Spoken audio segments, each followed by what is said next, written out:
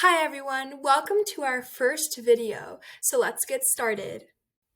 So, firstly, a really important event that occurred was the fact that Congress voted to release the Epstein Files. Both the House and Senate voted overwhelmingly to pass a bill called the Epstein Files Transparency Act, which would require the Justice Department to publicly release all files that were related to Jeffrey Epstein. The next step is for President Trump to sign the bill, which he has pledged to do. However, although President Trump has agreed to sign the Epstein Files Transparency Act, he may have also found a way to block the release of the files without directly taking responsibility for the decision. The president has ordered a new investigation into some of his political opponents, citing a link to Jeffrey Epstein. It has been suggested that such an investigation could block any further releases of the files.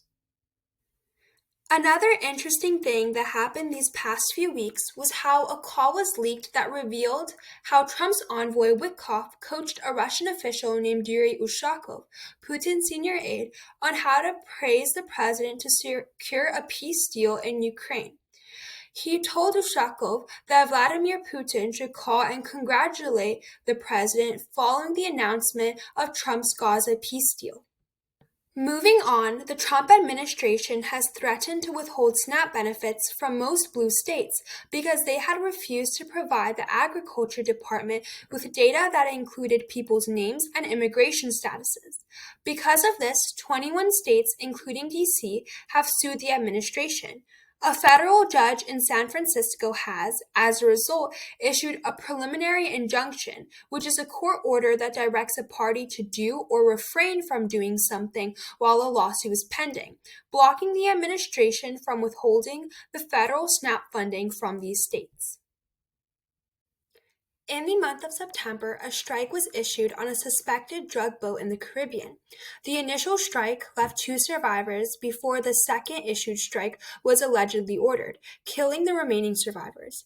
Hegseth, who had at first dismissed the strike as fabricated, inflammatory, and derogatory, said he had watched the first strike happen but was not present when the second one was ordered, and has attributed the second strike to the chaotic situation and the fog of war.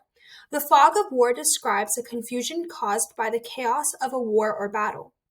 The White House reported that Frank Bradley, a top Navy admiral, authorized the second strike and that they supported the command.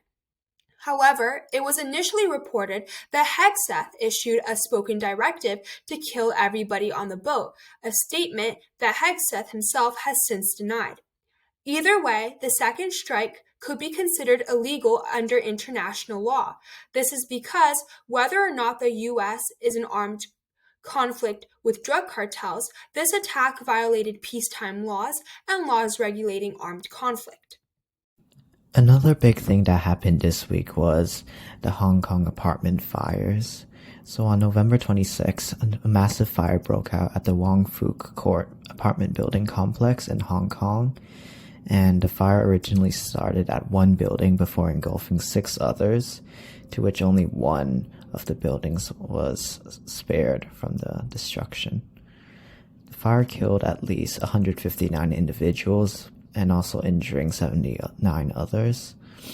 And among the deceased includes a 1-year-old, a fireman, and a 97-year-old. So the main cause of the rapid growth of the fire was green construction scaffolding nets, bamboo scaffolding, and foam boards, which were all flammable and which all helped in the rapid progression of the fire spreading between the buildings. And despite the fire's rapid growth, survivors reported that not a single fire alarm appeared to go off or even function normally.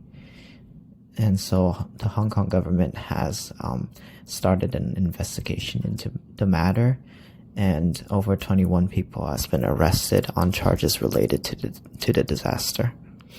And so the central image you can see from The Guardian, and it depicts at least one of the buildings being covered with the green scaffolding nets, construction scaffolding nets. So you can imagine how the buildings looked like before. And after the devastation, you can take a look at the bottom image, and that's from ABC News, and that's pretty much what the situation looks like right now. On December 4th, the Supreme Court issued a stay pausing a lower court's ruling that found Texas's recently gerrymandered maps an unconstitutional racial gerrymander. In November of this year, in a 2-1 decision, a 3-judge panel of the district court issued a preliminary injunction pausing the new redistricted maps created by Texas's legislature earlier this year, finding the maps an unconstitutional racial gerrymander. The maps central to the case were contentious maps that sought to give the Republican Party an additional 5 seats in the House of Representatives in the upcoming 2026 election cycle. As a result of the Supreme Court issuing a stay in this case, Texas's maps can proceed until the court issues a final judgment or denies review of the case. In a short opinion reasoning its decision, the court held that Texas satisfied the criteria for a stay. The court also noted that lower courts should not alter the rules of an election on the eve of an election. Justice Alito, joined by Justices Thomas and Gorsuch, concurred. In sum, Justice Alito argued the maps were constitutional because it was a partisan gerrymander, which federal courts have no jurisdiction to hear cases on. Justice Alito also defended the court's use of a less deferential standard of review when examining a lower court's findings. Justice Kagan, joined by Justices Sotomayor and Jackson, dissented.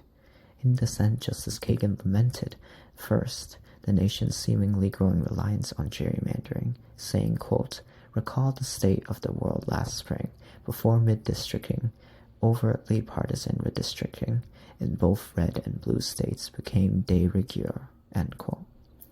In sum, Justice Kagan thought the court should have used a more deferential standard of review, called clear error standard of review, when examining the lower court's fact-finding in the case.